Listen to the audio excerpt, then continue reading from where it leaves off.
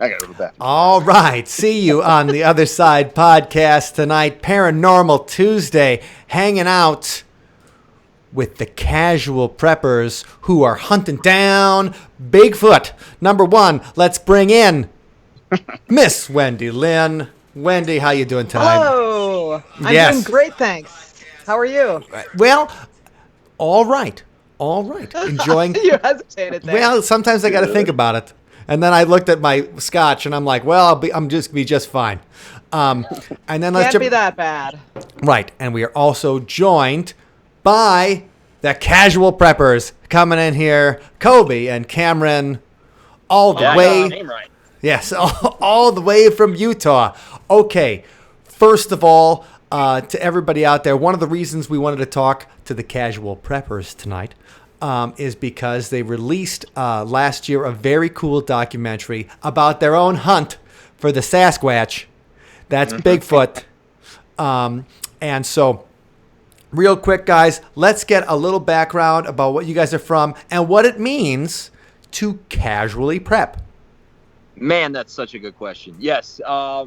So Cam and I have been preppers for a really long time, but we haven't been the kind of prototypical doomsday prepper type, right? Mhm. You've all seen doomsday preppers, I assume. Yes. Yep. You got a bunker, you got 9,000 guns and 100,000 rounds of ammo, all that kind of stuff, right? It wasn't us, and we just kind of wanted to be a little bit more prepared for things that are happening or that will happen in everybody's life. Maybe you lose your job, maybe your car breaks down, maybe a volcano goes off. I don't know. We just want to be kind of ready for all that kind of stuff, and so that's why we started Casual Preppers. Yeah. Right? He agrees. That's it. It's exactly what it sounds like. Yeah, he nailed it. Yep. Okay, perfect. Perfect. So that's our casual prepping. And then, where are you guys from? What's like, when you think of Bigfoot, like, first of all, you don't think of Wisconsin, even though we do have some big feet in Wisconsin. Yeah. You don't really think of it. And you obviously wouldn't think of Hawaii, which is the only state that doesn't have a Bigfoot sighting. That is correct. Look at that. He's got stats. I try to bring it to the table. Nice. So, where are you guys at? And then what got you interested in going out there in the first place? All right. Where are we at, Cameron? That's an easy one. You can answer that. Yeah. So how we got into looking into Bigfoot was Where are we at? Yeah, Where- that's where we're from. Yeah. Well, we're from Utah, so Okay. I'm from northern Utah. I guess Kobe is too. And then we both moved down here. You've been down here forever. And Yeah. then I moved in like 2013 across the street from him. And then this is kind of shortly after that's when we started doing podcasts. Yeah, so we are in northeastern Utah, basically in the heart of the Uinta Mountains. Like right here. Like right here, yes. So, yeah, that's where we are. And so you want to talk about how we got into Yeah, this? so we do like an in-between podcast of talk. Well, we started talking about like the extremes of prepping and like what if there's werewolves and what if there's, Frankenstein, all this crap, just to kind of goof around on the Halloween episode. And then we started moving into like paranormal stuff. And we're kind of in a hot spot down here. Apparently Skinwalker Ranch has had more UFO sightings than most anywhere in the country. So anyways, from that, we were like, why don't we just talk? Like, Kobe's grandpa ran a lodge up in the Uintas, and he'd had some sightings, and we were like, why don't we just go after it and see if we can find him and capture him and become famous? Hey, Right. why not? Yeah. He tried like everybody else, and he's a sneaky sucker. Mhm. So, do you guys, living there, have you ever heard of anyone else spotting Bigfoot up there? Anyone you know, or any, Yes. local So stories? Yeah, in the film, we actually talked to my grandpa, and he's the guy that ran this lodge for about 20 years, and I'd go up there every summer.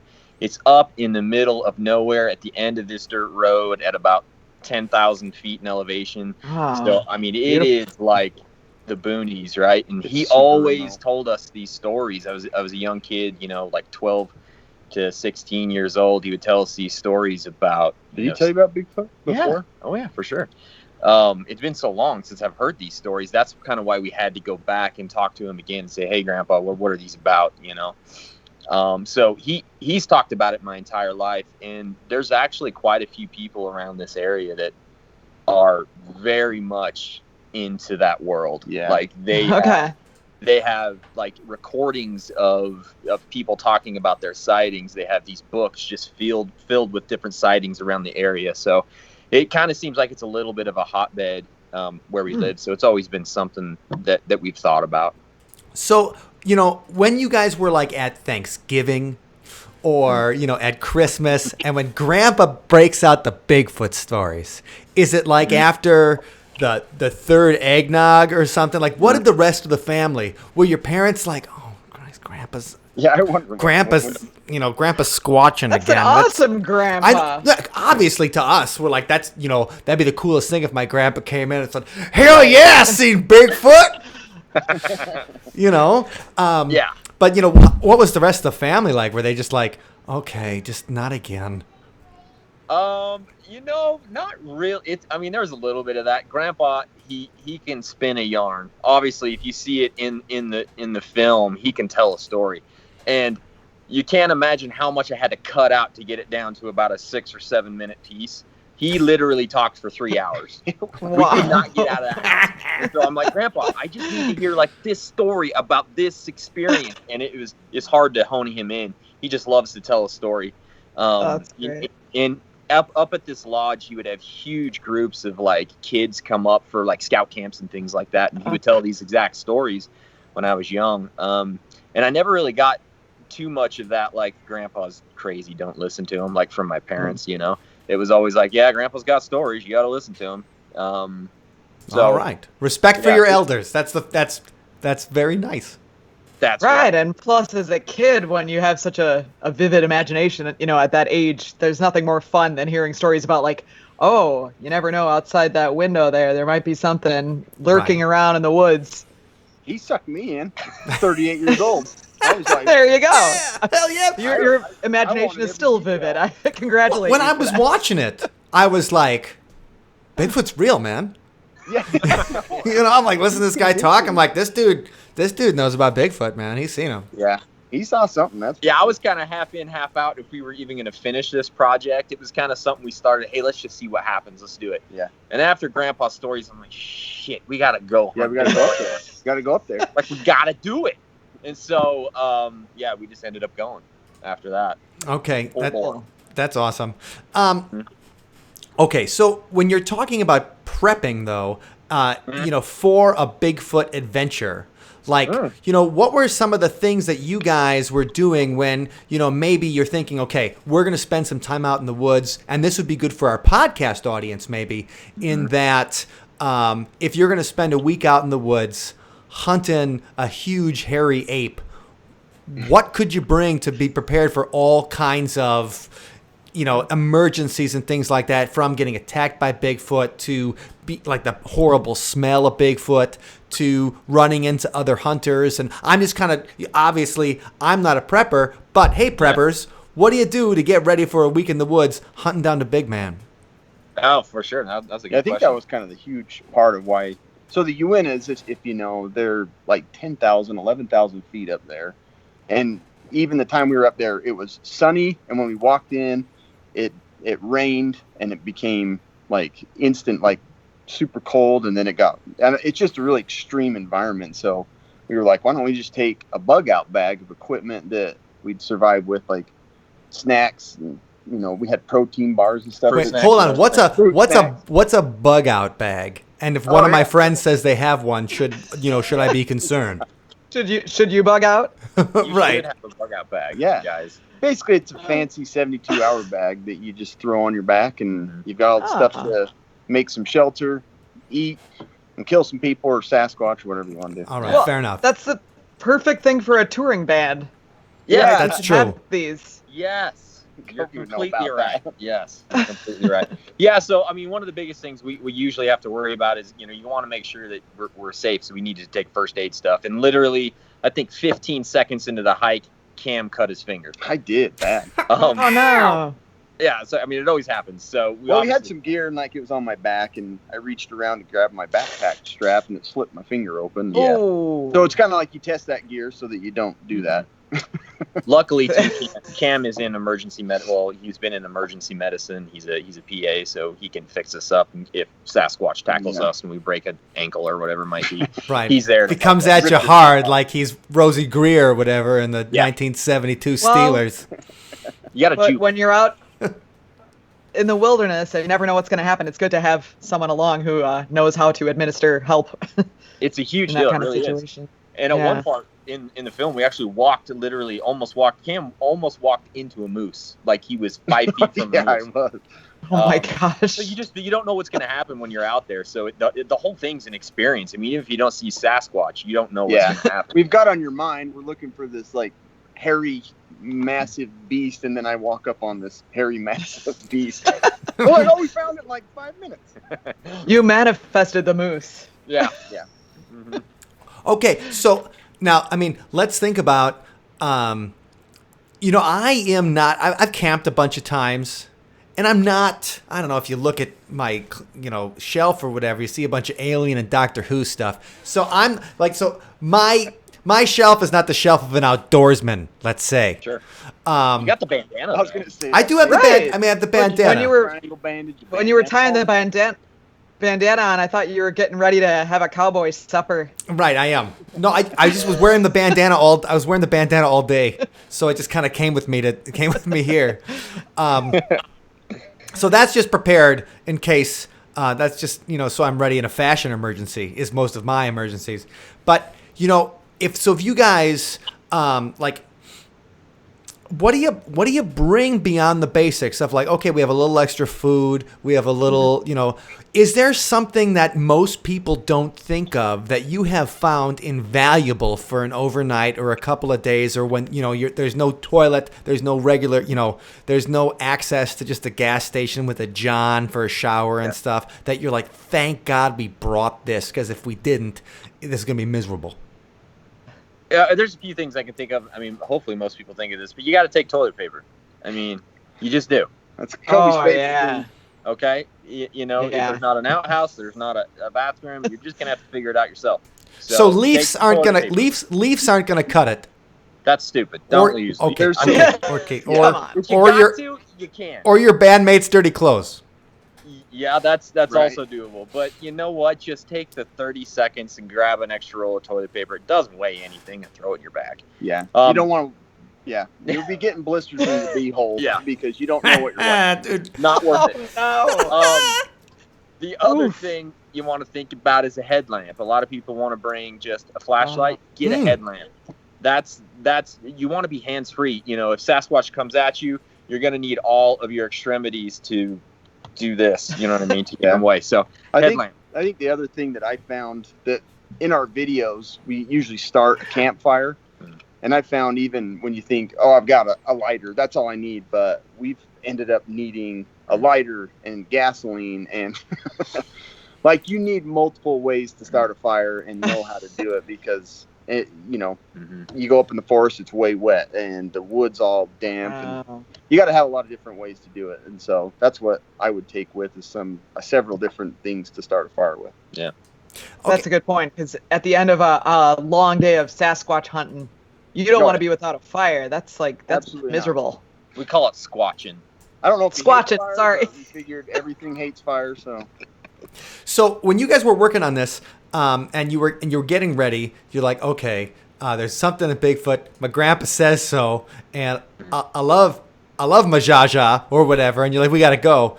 And so when you're doing it though, how are you preparing? Are you watching like other Bigfoot shows? Did you watch Harry and the Hendersons a couple of times? Did you? I watch that twice a year, no matter what. Right, doesn't matter. Doesn't matter if Big Feet are out there or not. But was there anything in particular that you were like watching, like Finding Bigfoot or Destination, I don't know, Sasquatch, or I don't even know what kind of Bigfoot shows they're out there, but you watch them and you're like, okay, we got to prepare. There's a lot of them. We got to prepare better than this dude.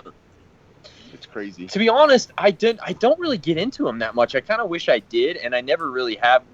I mean, I've seen an episode kind of here and there, but that wasn't really the process. I mean, we did a lot of what the research we did was on camera there. You could see us like doing this, like the very basic stuff. We're looking at a few books, Cam, for some reason, brought a bunch of kids' books with Well, him. my kids were into it when I was into it, so I was like, I'm going to use these books. They're straightforward.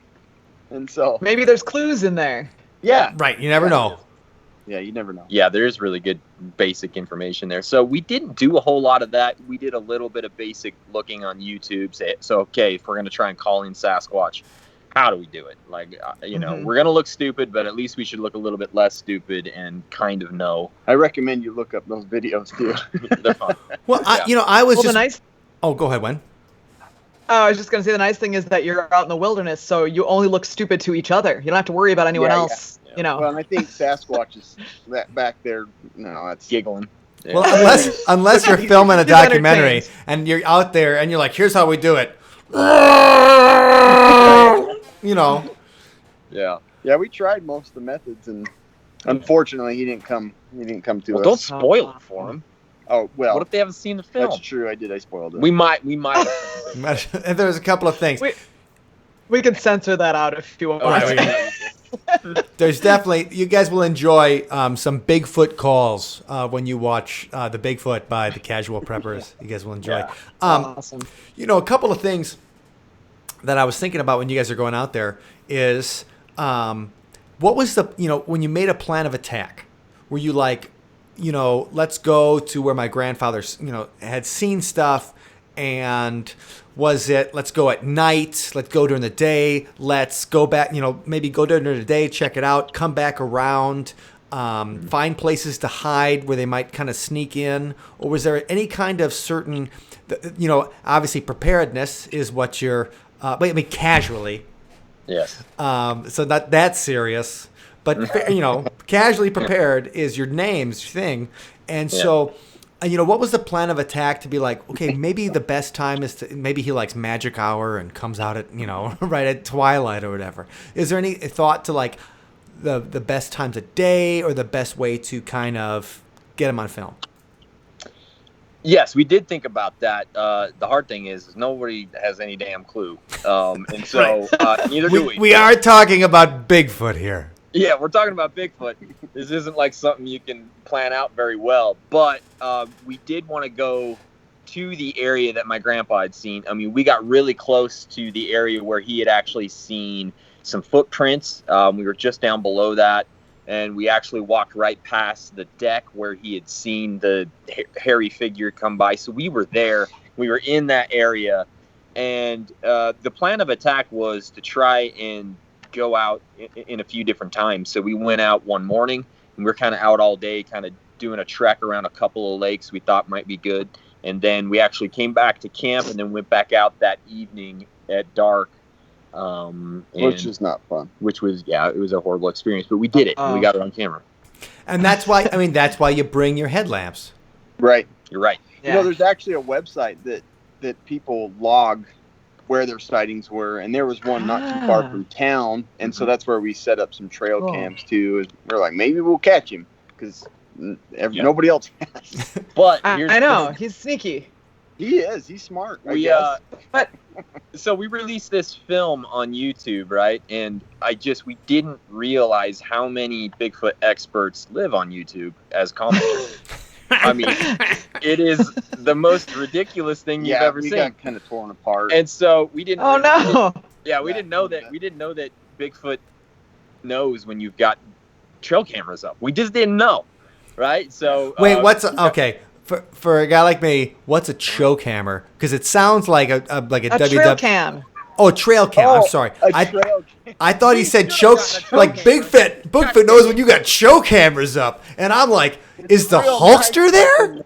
Casual preppers carry. It's a normal hammer. You just choke up. Yeah, just choke up there and you kill Bigfoot. Yeah. I'm sorry. It's the one weapon that will defeat Bigfoot. It's like a silver bullet for a werewolf. You got to get a choke hammer. Fair enough. That's ancient indigenous people's legend. Yeah. Exactly. Yeah. I apologize. I did not enunciate. I'm talking about a trail. No, it's okay. Compression. Yeah. I have a question for you guys. Yes. Okay, so we have here in Wisconsin, the Kettle Moraine area is known for being a Sasquatch. A lot of sightings happen there, and it's also all kinds of weird, high strangeness that people witness in that area of Wisconsin, just a very wooded, remote kind of area. And we have friends that go there and go squatching. But my fear is, this is me being practical, being skeptical, and just being human. I'm always more afraid of coming up on another human that's out there creeping around at night, on the prowl, either for hunting or whatever they're hunting for, Bigfoot or animals or doing whatever else people do in the woods at night. Like, that would be terrible. Was that a concern for you guys, or was it remote enough that you were not even worried about humans? Well, I never want to run into other humans. Yeah. Like even in a non Bigfoot setting. Pandemic. Yeah. Oh. It's always a worry, I think, when I go out. I was more worried of like bears and cougars and Sure. Yeah, that is a worry. It's less for me. I grew up in that area. I was in that area literally every summer for about 10 years. I know it so well. It doesn't scare me as much as it probably did Cam. I mean, he's just a wuss, I guess. I was scared. Obviously. I think that is it. People are way more scary than anything else I can find out there. So too, but yeah. It is something we thought about, but I don't know. I don't think it really scared me that bad. Bigfoot did not invent nuclear weapons. Right? Bigfoot, Yeah. He didn't even invent pants. Well, I worry more about the people that are like out there to scare the Bigfoot hunters, Like, Sure. oh, you're looking for Bigfoot, huh? Let me show you something. Yeah. Right, exactly. camera? Like, right. Right. Do you have your choke hammer with you? Okay. A couple of questions from the live feed. Mark Johnson, let's start with his question. What do they think about the idea of Bigfoot being an interdimensional or alien being? And then that's also followed up with the man who suggested you guys as a topic this week, Chuck Martin. Do they think he's a missing link, alien, ghost, extra-dimensional entity, cryptid, or maybe just a really hairy, tall son of a bitch? Man, those are great questions. I think, I'd never heard of the extra, like the paradimensional or, interdimensional, all the alien type of things. But I don't know. Nobody's ever captured him. So I'm like, maybe that does make more sense. Yeah, we do but talk people about that. really got after us on that one. Yeah. Because we mentioned it a little on the film and they're like, no. What? Sasquatch, he's part of this planet. No, it's interesting though because there's a couple of different in the paranormal world. First of all, people in the paranormal world love to fight. Like that's the big thing. Oh my gosh! Is that argue? I mean, it's arguing about the angels dancing on the head of a pin, but they love to fight about it. And well, don't forget they also said they released it on YouTube, the land of the nicest people on earth. Right. The most beautiful souls on the planet. Right. Yeah. No, YouTube. Yeah. Right. Things get ugly on YouTube in like 8 seconds. Like you put something up and you're like, you're fat. You're like, oh, okay. I know, it's crazy. And I noticed people talking about the interdimensional thing. So I think, this idea that, separates, is Bigfoot something paranormal or just a hairy ape hominid, a giant, that we just haven't discovered yet. Blood. The flesh and blood. And so you get something like Lauren Coleman from the International Cryptozoology Museum and every single cryptozoology show you ever could have seen in your life. And Lauren, he is firmly in the Bigfoot flesh and blood camp. Yeah. And he'll just take that. And I remember the first time, somebody's like, do you think Bigfoot's a ghost? And he's like, do you want me to kill you? No, I mean, he didn't say it. I mean, he would never say that. No, Lauren's a wonderful guy. He's a vegan. Like, he's not going to kill anybody, but he's a lovely person. But his eyes were like I just saw that. It was like Superman's heat vision. And I just saw a hole in the back of the dude's head. So, I mean, very firmly in that flesh and blood camp. And then there's other people, like I think even Nick Redfern's onto that now, where he thinks that some of these cryptids are more of a supernatural nature, as in an interdimensional being. And that goes back to the native legends a little bit. And I mean, I remember hearing about, and they talk, people in your YouTube, I read through the YouTube comments. That was a pleasure. Did you take a shower afterwards? right. No, I had plenty of hand sanitizer. So I just sanitized my eyes. Yeah, it's crazy. Good job. And so, but this idea of so if you see a tree, and that I've heard this from people when I've interviewed them about some different indigenous legends about an area close to Madison, is that when the tree bends over and it touches, like, so a tree, like, the way it grows, whatever, that's the place where they come through. Like Makes that. sense. Looks like a door. Right. It looks like the door. And so that's the door to the other I world. want to go through there. Right. Obviously, like we want to go through the, into Narnia or whatever the Bigfoot lives. When you're hiking, it's like, hey, what's that? Into Sasquatch planet or whatever. Right. Right. Planet Sasquatch. So, so that idea that it might not be something flesh and blood. Now, if people that you've interviewed or talked to, like when you guys were working on the movie, how have your ideas, and you think about you coming in, so someone who has an actual Bigfoot sighting, which is awesome, somebody you trust, not just a crazy person you meet at a paranormal convention, which seems to be what happens to me. But so you guys, you have somebody, and then you've got these preconceived notions, and then you do the Bigfoot documentary, and then you're talking to people and promoting the documentary and talking to dumbasses like us. Hey, speak for yourself. Right. Wendy is not a dumbass, but I am 1,000% dumbass. Like, but how has your opinion changed, maybe, or your ideas about Sasquatch or things like that changed since you started the project to here we are over a year later, just around a year later, because the dates are on the cam. Yeah. Yep. So we're just around a year later. So how have some of your ideas changed in that time, if they have changed, or you're just like, you know what, he's, Bigfoot's just an interdimensional being, and that's it, man. Yeah. So I think before I didn't even consider the whole interdimensional being thing before I didn't either. I started this project. I just figured I'd never even heard about that. Yeah, it wasn't even a thing for me, right?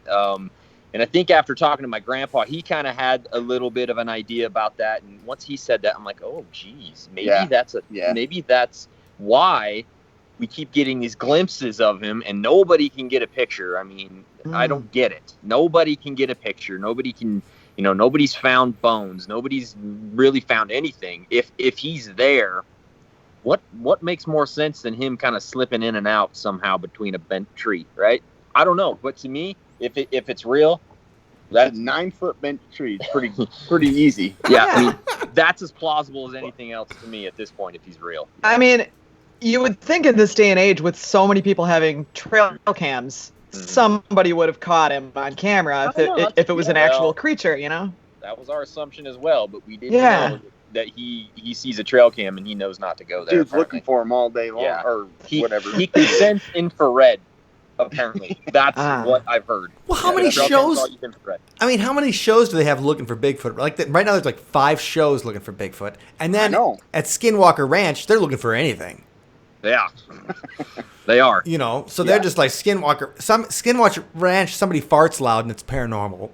Oh, it is. Yeah, definitely. And ooh, that must have been alien beings. But the thing is you smell it? Right.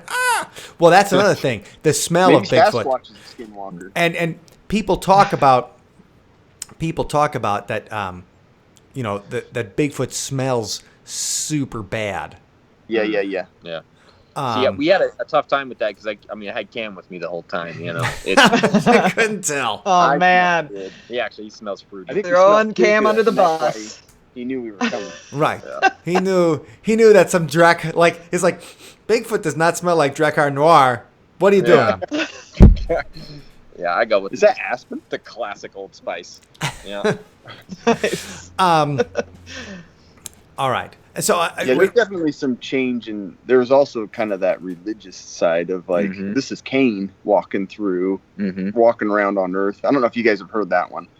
Wait, no, I love it. Like Cain's been condemned to never die and walk the earth. So that's Bigfoot. Is just Cain wandering around. Wow, I've not heard that theory. You haven't heard that one? That's a good one. No. Interesting I've because heard that one a few times before we started this, but because Chuck Chuck just said maybe he's a vampire and doesn't cast a reflection, and so that I used to play a game called Vampire the Masquerade in my role playing days. Yes. And in that particular game, Cain is the first vampire. Oh, really? Yeah, who's cursed to walk the earth and makes a lot of sense. drink people's blood or whatever, and that's in the story of the game. But that It's idea, a little crossover there, right? yeah, I The mean they throw the biblical Bible in and because of the sci-fi. crosses and stuff. Yeah, but the idea that Bigfoot, well, that's a way to explain it though too. Explain it and also have some kind of religious connotation to it. Is that, well, obviously it's Cain, and were we all that hairy in the Garden of Eden? I wonder, like, that would be, were we all that, like, Adam and Eve, no wonder they didn't, they weren't shocked or whatever by being naked because they weren't turned on because they smelled too bad. And they were too hairy. Yeah. Right? It was like it was like walking around in the 70s. Like a 70s Oh my porn. gosh. Yes. Okay. Okay, we're off track here. I also Yeah, heard the idea of we're off. This Bigfoot is pretty common for us to go. Bigfoot way being a off. subterranean being, and like Like coming, a groundhog. yeah, That we're talking He about? just- like the world's biggest groundhog. But it's, Yeah. subterranean, and Chuck's in there with the hollow Earth. Oh, Chuck. Yeah, right. He's like hollow Earth, hell yeah. That's true. Maybe he's coming out of there. Yeah. he just pops up every once in a while to check on everybody. See how we're doing. Yeah. But that idea Like, that if Hiker's left anything. Oh no. Okay, I'm out here. So, all right. So, I mean, there is no, like, I was going to say, it's a really fun movie. There's no particular money shot or whatever that's going to make it to the Weekly World News. Spoiler! But the thing is, if you want to enjoy it, it's a really enjoyable way to spend some time with some guys who are talking how you would actually search for Bigfoot instead of the fantasy land of, paranormal reality television. So when you guys were getting, but like you said, so Bigfoot was just the latest in like the different kinds of prepping that you would be out there for. So in your scenarios, like if you're talking about UFOs or zombies or, as a prepper, what apocalypse do you think poses the biggest challenge? Where you're like, if you're not ready for extreme ones and real ones, is that what you're asking? Yeah, so like what apocalypse you're just like, okay, we could make this one Asteroid. right versus like, look, if you don't have your iodine tablets or whatever, you are effed. Yeah. So like in your prepping adventures, just wondering what you think is the most outrageous scenario versus the one will be just fine. Obviously, excluding the present apocalypse we are currently living through. That's the funny thing, because a lot of people ask us the question, what SHTF, the crap hits the fan event scares you guys the most? And the funny thing is for 4 years doing this podcast, We've the number always one said the answer same thing. has been pandemic. That's the No one that scares us way. the most. Yeah. No joke. And so it's been pretty surreal the past, 6 months or whatever it's been to actually live through this event in a way. I mean, Yeah. it's obviously a toned down piece of that, but there's so many other But things. look at the mess, Yeah. It's just like, There's so many But other you things on guys- top of it. I'm sure you guys had plenty of toilet paper, though, right? Like, Oh, yeah. that was the problem I had was, after that first week or two, everybody. I couldn't find toilet paper anywhere. Everybody was hoarding it. We I should have been prepping. we foresaw that was going to be an issue. So yes, we didn't have to go get toilet paper. So That's commendable. yeah, we appreciate Well, that. people Yeah. are the worst part of any of those scenarios. Yeah, it's true. As far as the most crazy, I gotta go with alien invasion. Like a straight up aliens are coming, Independence Day, we gotta fight back to live, War of the Worlds type thing. That's the craziest. We're just useless against anything at that point. Yeah. Although we did do an episode on surviving an alien invasion. We did. It was called the hiding episode. Yeah, yeah. Right. Is Best there way to any survive hope is for us? in the basement. We become the subterranean creatures Yeah. Right. Uh-huh. at that point. Yeah. That's What do you think, Cameron? What's yours? The craziest one for you? Yeah, I don't know. It's really, that's probably the one I would have said too. So Mhm. you stole it from me. Well, You can't really defend yourself against a way more brilliant species. Yeah. They got all kinds of guns and different. Yeah. Speaking of guns, though, and this is something I was thinking about when I was watching the movie. Okay, so what kind of, and I know like firearms are different in every state, but what kind of firearm do you bring legally or whatever? I mean, because I don't know, because people hunt moose and stuff like that. So what kind of firearm do you bring if you actually wanted to bring down a 9-foot hominid? Yeah, you're ready. You're wanting us to get strung up on this one. Yeah, people go nuts on firearms. Firearms are touchy subjects. Everybody's an expert. I'm sure. But you're going to want a big gun. You're going to want a big game rifle, probably, of some sort, you know. Can you get an elephant gun in the U.S. anymore? Or is it like, is there an elephant gun weapons ban? Or you can get whatever the hell you want in the U.S., man. You can get a machine gun if you need it. But yes, I mean, the biggest caliber you can get, I would suspect, I mean, they're not going to come down with the 22, you know, they're not going to come down with even a 9mm. You need a mounted 50 cal. Yeah. Drive it up around. Mm-hmm. I don't know. Large caliber.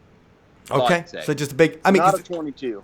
Because I don't even know what's like what you can get at Walmart or something like that, or, you know, but like the thing is, like, I feel like when you're going out there, you need to defend yourself proportionally.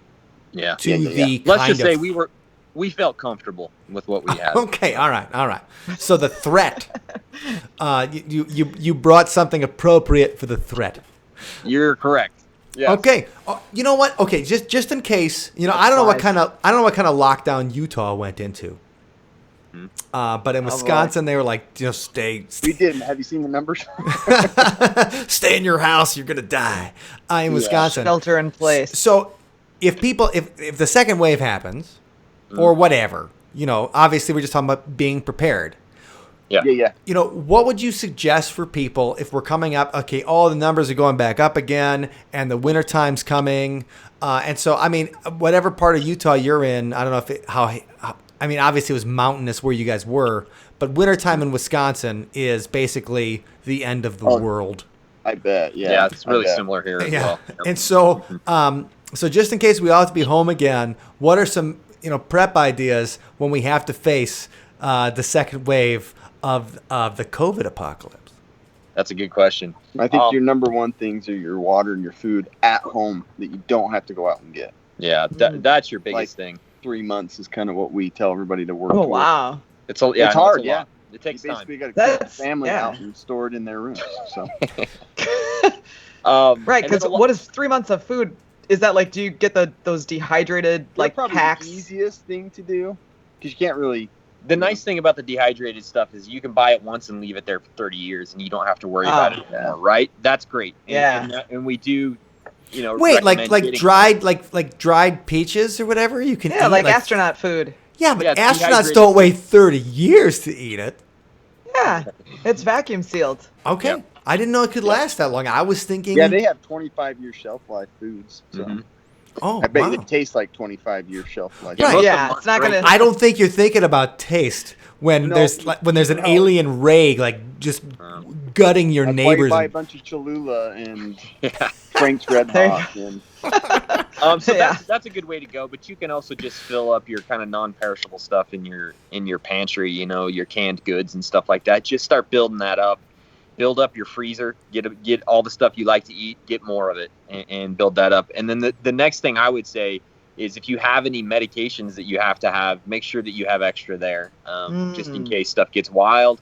You can't get to the store or the store's shut down, whatever that might be, the pharmacies, make sure that you have stuff that you need to get by for a few months if it's, you know, keeping you going as far as medications go. That's a good idea. You don't think about that, like, right? Because what, like prescriptions or whatever, if you can't get, like, what happens, right. You know, if you have warfarin or whatever, like for your heart or, you know, all these kind of things. Or, so we think about these things that keep our old people alive. Yeah. Yeah, and freeze-dried food. All right. So would you recommend, like, so sometimes you listen to the radio, and then, so do you ever hear ads when you're listening to the radio shows or anything that you're like, they are totally prepping the wrong stuff? Or like, was it Glenn Beck? When Glenn Beck was on the radio, he might still be on the radio. But anyway, so he used to sell, he'd be like, the world is ending. Your family's, Yeah. how are you going to feed your family? Yeah. You know, and it's going to be Oh, like the yeah. only way to And do is if you get these food packs, because when the Democrats take over, they're going to slit all our throats Yeah. or whatever he says, you know, right? So Yeah. what's the, you ever listen to any of that and you're like, these guys aren't, you know, they're just selling people BS? Or is it, Yes does and stuff no. seem I good? mean, yeah, yes and no. I think people start in the wrong places a lot of times. You know, the place to start is those very basics in your house: having extra pantry food, having extra freezer food, having some extra water just in case. And then, as far as prepping goes, we like to make sure that you've got that stuff. If your car breaks down, you have stuff in your car, right? Or if you get stranded on a hike, make sure that you have a few little things on you so that you don't freeze to death in the Wisconsin, forest. Yeah, you're So, going to die Yeah, out that'd there. be bad. those things that are actually going to happen to everybody. Your car's going to break down at some point. You might lose your job at some point. So prep for those things. Get ready for those events. We like to call them your personal apocalypse. Those things that are going to happen to everybody at some point in their life. Prep for those first, then start prepping for the Sasquatch takeover after that. Okay. You know, that's an interesting, like my mother would always, like whenever I'd buy a car or whatever, even when I was in my 30s, she would be like, here's this hammer for you. And she'd be like, have What is it, a it. choke hammer? There's a choke hammer inside the car, just in case the car went underwater. Yeah. So for she's sure. like, in case you ever go, in case your car ever goes over a railing, whatever, you can bash out the window. And I'm like, Mom, I think my pants are gonna be a little too full for me to do any bashing at the time once the car goes over. It sounds like you had preppers for parents. You got a ham radio operator for dad. Yeah. Oh yeah. Oh That's true. Look at this. yes. They're No. very conscientious. The duct tape and everything. Right. Well, as soon as And oh, go ahead. When? I was just gonna say that they well prepared our band van. We had all the emergency you got preppers. like cones and everything. So Oh, when yeah. we broke down, we were like totally. We even safe used the on side cones of in the freeway. like Dallas one time. We I think did, when the van and broke the down. neon vests. We're Yeah, like, the vests. yeah. But it's Awesome. that kind of stuff though, or because remember after 9/11, they were like, here's how to prep for just in case. I mean, Invasion USA or Red Dawn becomes real. Yeah. And like Homeland Security was putting out that stuff. And Yeah. like my mom took the checklists and she's like, do you have all these things? And I was like, Mom, I was like, 25 or whatever. I'm like, Mom, I got a case of Blatz. That's where we are.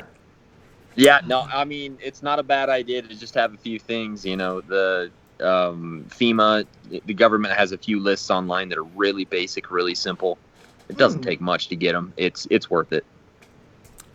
And guys- I think we're all, especially with natural disasters, think about hurricanes, tornadoes, all the kind of stuff that can affect people, especially now since we've all been spending so much time at home.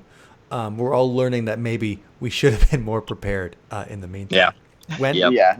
I'm hoping that everybody's learning a little bit of a lesson at this point, but who knows? Yeah. I don't know either. I don't know that. And anybody's- hopefully the toilet paper factories are back up to full speed ahead. I know that 'cause- sanitizing companies, they're like cranking it out. Yeah. I wanted to ask you guys real quickly. This is probably a very basic question, but with the water, I remember prior to Y2K when everybody was advertising, get your gallons of water and store up in What your an- basement. What an awesome scenario that one would have It been. was. Computer but- takeover. We were all super excited about it too. We're like, end of the world's coming, guys! Thank God. What a freaking letdown.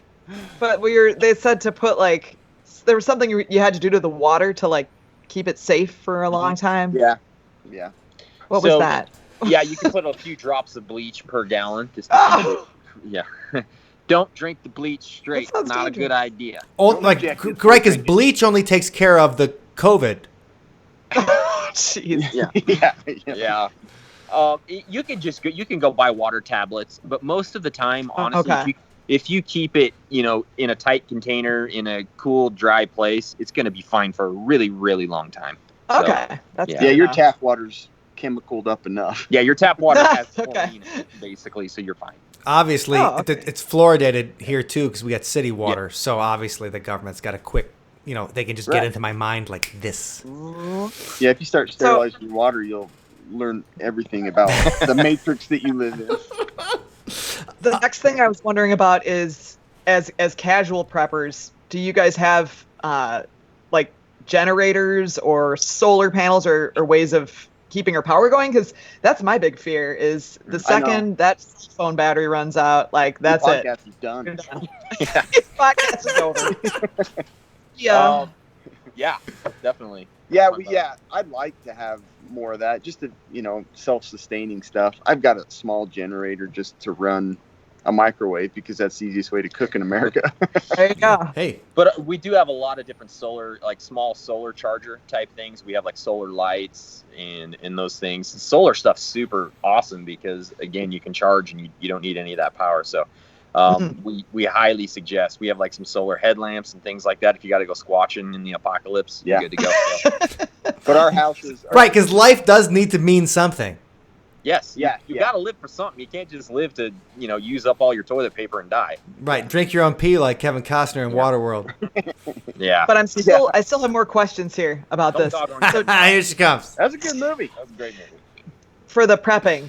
Yes. Do you have like an emergency action plan for your family in case you guys all lose phone and internet? Like meet at the flagpole in, downtown or something like that? Like, because I would think if all the power's gone and everybody's, incommunicado, it would be really tough to try to find that's terrifying, right? the people you care about, right? Yes, that's one thing that scares me like crazy. So I have 3 little girls. I've got a wife. That's the thing that actually makes me prep at this point, is making sure that they're safe, right? So we do actually have what's called a family emergency plan or a family disaster plan. And they're super easy to find. You go to redcross.org, search it on there, and they have like a 2 or 3 page thing that you just fill out, boom, and you're ready to go. Wow. Wrong at all. All right. That's very practical. That's a great idea, too. Right? Because what's more important than your family at that time? 100%. Okay. Now, case of zombie. We had a couple of questions from the live feed, real quick.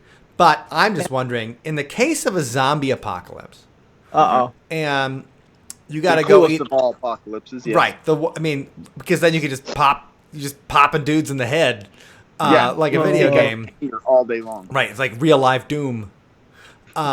So where would you go? Like, okay, so the first place, after you protect your family, do you go find your parents? Do you go find your friends? Like the first place that you go, when the zombie apocalypse happens, and you're probably going to be stuck with those people.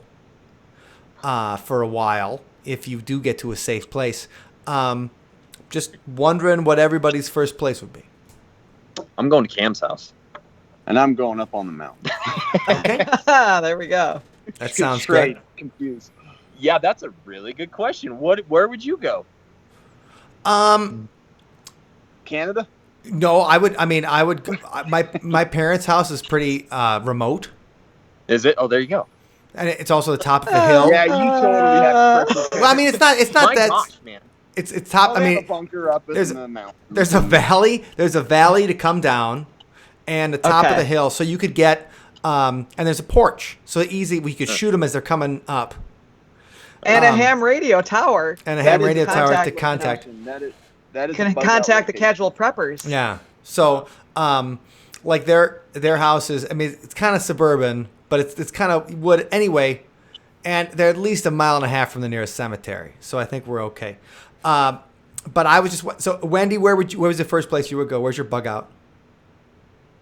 I don't know. I have to think about that. I don't have any very remote places that would be safe. Okay. I would probably try to find my dad. I guess I would make sure my sister and my dad and everybody are safe, but I don't know. I got to work on the family plan. Sounds like you need a plan, Wendy. Hey, and staying home is usually what the best thing is. Yeah. Hunker down. Right. Plugging in is always your best option. Got all your stuff there. That sounds good. True, I can just play my instruments. There you go. Yeah, right. I feel like there's a lot of windows though. Like that always scares me. Like my home has a lot of windows. Like the windows is where you're done. Yeah. You got to have the plywood ready for that type of thing. Oh. So Another supply we need. from the live feed, Chuck, if it was the apocalypse and you had nothing else to eat, would you eat Bigfoot? He would eat. Ooh, I bet. Yeah, I'd eat you guys. Yeah, I don't think I would. No. I heard he stinks, and I don't think it would taste very good. Yeah. No. I Getting don't think through so, all Chuck. that hair. No. It's not worth it. All right. Well, okay. So I'm the vegetarian here, and I'm like, I would totally eat Bigfoot if it was the apocalypse, because what else are you gonna do? Like, yeah, you don't have a choice. Yeah. I'm okay with a lot. Like I saw Alive. Like I know what happens. Yeah, right. You know. Or what's that Stephen King story at the end? Just eat The the guy's butt just cheeks, 'cause you don't really know. So. right, just butt cheeks. You know, what's that Stephen King story at the end where the guy's stuck on the island and there's no food, and then he's just like, lady fingers. They taste just like lady fingers. Man, I don't know. What is that? Yeah, it's like some dark ass Stephen King novel that does not have a happy ending. Wow. No, that's Well, I guess the moral is make sure we have our pantry well equipped with spices Right. yes. in case we need to cook things that That might not be sounds so like The savory. other moral is don't get into the apocalypse with me.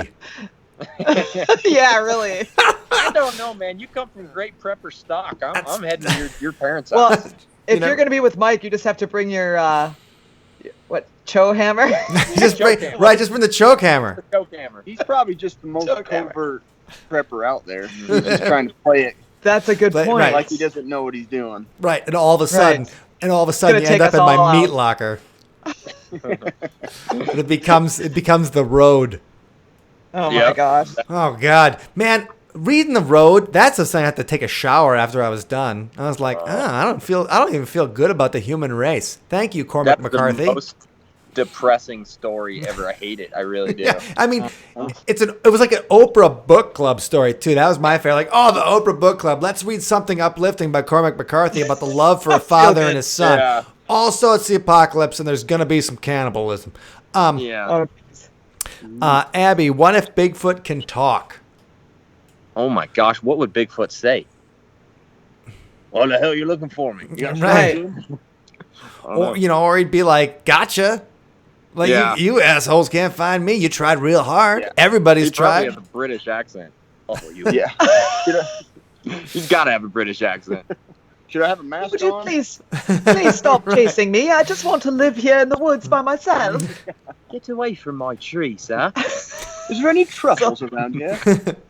Excuse Papa. me, I'm trying to defecate hugely, That's and not- you're Leave just in my my plans way. scat as they Why, are. hell, I'm just trying to go to the bathroom. You guys are always taking pictures. Ah. Okay, Mark's in the Twin Cities. He would go to the Mall of America. Well, that would be an excellent spot to ride out the You'd last a apocalypse. long time there. Yeah, dude, the Mall of America's huge. Good luck locking that sucker down. There's like probably 9,000 entries. That's true. The entries are tough. But at least you could spend the apocalypse with the Bubba Gump Shrimp Company. Oh, good. Yeah, and Cinnabon, It's worth an it. original cookie company. I was gonna say like it's Dawn worth of the all Dead. that work They make locking a up mall, everything. Yeah, Just Dawn of the Dead. Dawn of the Dead was in a mall, yeah. Dawn of the Dead That's actually right. was supposed to take place. The Zack Snyder, the 2004 one, was supposed to take place in Milwaukee, It was. and but they shot it in Canada, and so the stores are all Canadian. But the funny thing is, Milwaukee, we had a mall that was completely abandoned that they could have And shot that was my at. childhood mall. Where That's I right, spent all my Northridge. teenage Texas, years man. hanging True out. rollers. Yeah, Heck. that's where Wendy shoplifted for the first time Great I did memories. not shoplift. at Northridge. I did never At Northridge. All right, Scott, Bigfoot, hide and seek champion, still undefeated. Right? Well, that's Yeah, because he He can. is. That's He when you is. can sneak between universes. Yeah. Oh, It- yeah. That's not cheating. fair, Right. right? Yeah, Like we're I not can't playing even the hide same my game. I can't even hide my gut behind a tree with my 3-year-old. I got one last question for you guys about that. Not my gut. We don't have to talk about that. But you see the petroglyphs in the area. Oh, right, yeah. And I kind of wanted a little bit more history about the petroglyphs and where they're from, and because you were seeing creatures with huge feet in the petroglyphs. So just, that's part of the movie, and that's right in the beginning of the movie, so you guys, we're not spoiling anything, but just a little bit more interested, maybe some of the history of the culture that was behind that. Yeah, so it's really hard to find a lot on that culture. So it's the Fremont culture, and it was back like 1200 AD-ish is kind of when those things were around. Cam has a little bit about that, but there's not. The kids' book's pretty good about it. It was a choose your own adventure, so I don't know how that. I don't know. I got Sweet. But yeah, it kind of extended down into Colorado, and a lot of the drawings are they're very similar. I don't know. It never really explained why they drew one with like these massive feet, and there was one found in Colorado and in Utah that had that. Mm-hmm. They figured the drawings were for like basically like the chain of power, like the different chiefs that they kind of were keeping a record of. But there's like two of them that have like a character with these massive feet, and so and they're holding what looks like severed heads. Like they decapitated. Yeah. Wow. So, awesome. Boy, super interesting. But yeah, to find any more information on it is really, really tough. Yeah, I can't. They don't have much on that. And you do mention Chief Bigfoot. You were saying, like, wasn't there a Chief Bigfoot? Yeah, yes. there was a Chief Bigfoot. Yeah, he was in Wisconsin. he was by us. Oh, really? And so the Bigfoot. Yeah, there's a couple. The Bigfoot recreation area. There was an actual. The Bigfoot is right by Lake Geneva, Wisconsin, where Bigfoot Beach. We have a haunted history tour, and Wendy and I with our band, we've played in Lake Geneva and then gone to stay at the camped at the Bigfoot recreation area. But very cool. But we thought originally it was named after Bigfoot. Don't think the Chief Bigfoot. We're like, oh, it's cool. It's a recreation area named after a Sasquatch. No, it's Chief Bigfoot's great too, but he doesn't do dimensional travel. Not that we know. Right. All right. So, number one, I want to thank you guys for taking so much time with us tonight, and I really enjoyed the film Bigfoot and the Casual Preppers. Guys, people want to find you. Where can they find more about the Casual Preppers online and watch you in action? Yeah, so you can go to casualpreppers.com. The podcast is on every podcast platform out there, iTunes, Google Play, Spotify, all that kind of stuff. We've got a YouTube channel where you can find the Bigfoot, the documentary. Just search Casual Preppers Podcast, and we're there. That's it, right? And be nice on YouTube. Right. Yeah, you know what? Give them a like. Give them a subscribe. God, yeah, please subscribe. We appreciate it. Thank you. Sounds good. All right. Nice. We've got a Sunspot acoustic duo song for everybody this week. Wendy and I decided to put out a cover for fun. And so this one has always been part of our, we do this as part of our live acoustic duo. And we're going to go back to a little bit of Rocky Horror with science fiction double feature.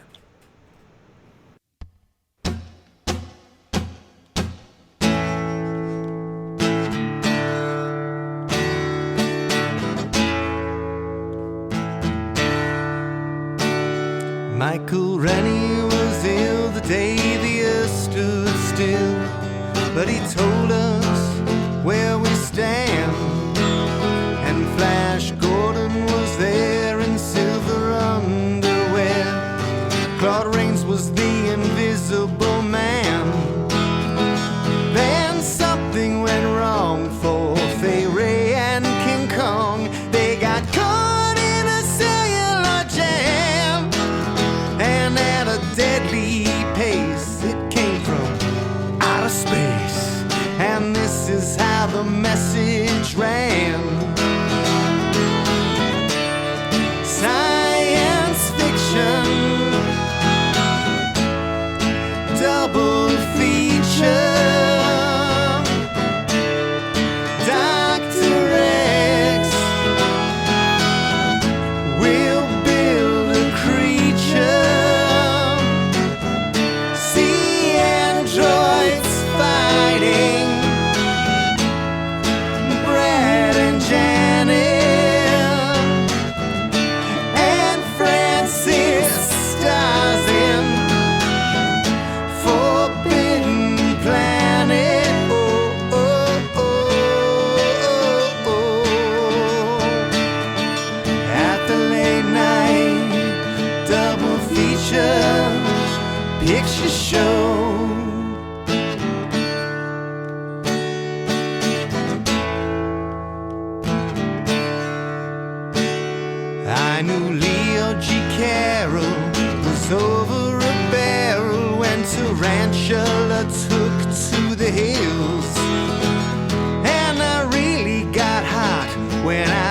Jeanette Scott fight a Triffid that spits poison and kills.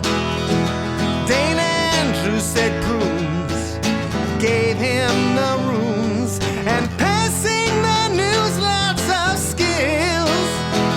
But when worlds collide, said George Pal to his bride, I'm gonna give you some terrible thrills, like a science fiction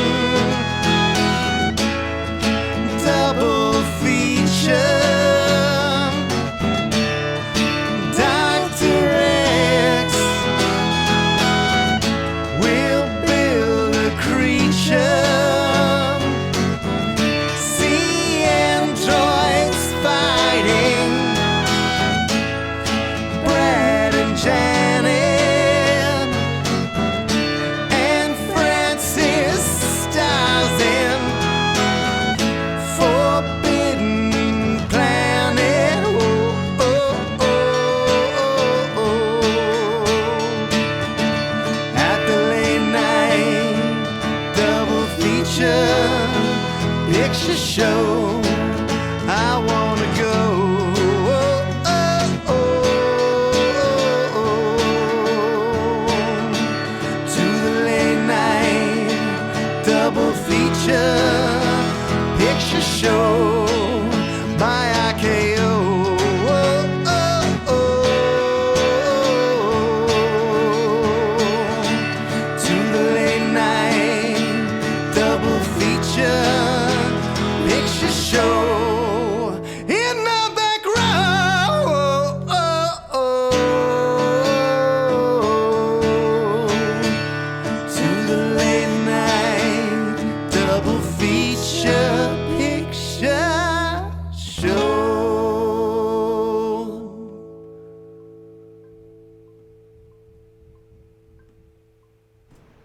All right, late night double feature picture show. That's one of a our fun favorites one. from the Rocky Horror Picture Show. And number one, the Doomsday Preppers, or the Casual Preppers, not Doomsday, Yes. because they're just too much fun. They were a pleasure tonight. So thank you, Yes, everybody who joined us for that. Great. Obviously, special thanks to Patreons like Chuck, who suggested that episode, and other awesome Patreons in the episode like Mark and Abby, Terry, Pamela. Pamela. I would pay money for an entire album of Rocky Horror Picture Show covers. Well, Ooh. you never know. We did cover, Ben and I, back in high school, we did cover the Time Warp for a show too. So that's could be still on the agenda. Yeah, no, it could be a perfect pandemic project. Could be. Thank you, That's Abby, a nice with a love it. alliteration there. With a love it. Thanks, Abby. We'll take all of your Thank you, Terry. thanks, you guys. All right. So anybody who's watching this that maybe not be a Patreon, please check out patreon.com/sunspotmusic. Everybody who is the supporters of us, we appreciate you guys so much. You're saving our lives and making our life you. better. As far as fun things coming up this week, we'll have a new song and another fun hangout on Thursday night for the Thirsty Thursday. Yes. At 7:30. Yes, so 7:30 is Thursday. And also, if you guys are into more paranormal talk, our buddy Scott will be on Facebook tomorrow night, 8 p.m., facebook.com/what's your ghost story. Yeah, Weird Wednesday. Yes. At 8 o'clock tomorrow, he is going to be talking about, I believe, his scariest experiences. So you don't want to miss that one. Yes, I want to know. Hopefully none of them are Right, they're like, all going to be in your in house. this household. All going to be in your house. So make sure you check out Scott and What's Your Ghost Story tomorrow night at 8 p.m. because it's going to be a lot of fun. Yeah. Oh, and Scott's like, what could we do? A Rocky Horror Picture Show with an accordion infusion. Ooh. Right? Well, don't dream it. Be it. Bring out Linda right now. So, okay. Maybe that's the song. So, you know, Bigfoot's an interesting thing. Make sure you check out the Bigfoot And we're gonna link to that and stuff because the casual preppers, they Oh, put some yeah. work, they went and found it, and they're very cool guys. And thanks to you. So if you guys have anything in particular, so we'll have some music for you on Thursday night. If you have anything you want to talk about, questions, music, movies, stuff, gross personal stories. I don't think anyone wants to hear them, but I could tell them. Whatever you want, just let us know. We're happy to talk about that kind of stuff. And we love you. Hopatootie. Hopatootie could do the accordion. Oh. That's the one that Meatloaf sings in the movie. And Meatloaf also played Dr. Scott in the original Broadway production.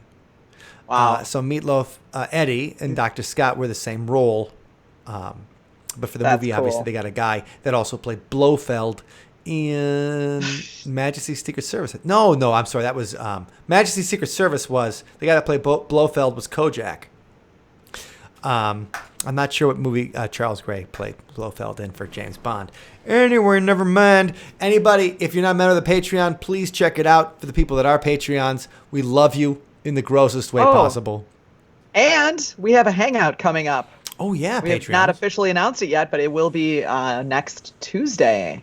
Next Tuesday, right? After our Paranormal Tuesday, we'll have a conversation with some Facebookers, and then we're going to move it over to Zoom, and then we can keep on and we can talk about it. So movies we're thinking about watching.